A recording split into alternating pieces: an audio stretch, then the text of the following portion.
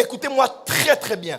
La seule manière de survivre dans notre siècle et dans ce monde en pleine mutation, dans ce monde dans lequel l'iniquité est en train de s'accroître, l'amour d'un plus grand nombre diminue, dans ce monde où l'homme a toutes les raisons de dire non à Dieu et de dire non à Jésus à cause de l'ascension d'une nouvelle tour de Babel. Quand je parle de tour de Babel, je parle de la puissance technologique de l'homme qui fait en sorte que l'homme veut être au même niveau que Dieu.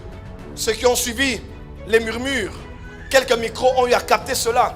Récemment, on a vu des hommes parler d'un nouvel ordre mondial, n'est-ce pas? Ça fait même pas une semaine.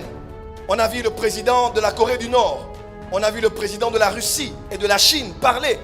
Et leur conversation en marchant était au sujet du transhumanisme. Parce que la sommité de l'agenda du transhumanisme, c'est l'immortalité. Par la nanotechnologie, par l'intelligence artificielle, voir comment étendre la durée de vie de l'homme sur la Terre.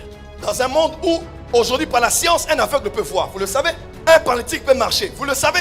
Alors, quel est ce miracle qu'on fera dans le croisade qui permettra à ces scientifiques de se dire, ça, c'est au-delà de nous. Si nous faisons les miracles que les scientifiques peuvent faire, tout miracle n'est pas un miracle pour tout le monde. Quand tu dis merci Seigneur parce que Dieu m'a béni avec un 10 000 euros, mais à quelqu'un d'autre, quelque part dans un bureau, en suivant ce témoignage, il dira, est-ce que ça c'est vraiment un témoignage? Mais 10 000 euros, ce sont des cacahuètes qui donnent aux gens ça et là. Il deal avec des millions d'euros, des centaines de millions.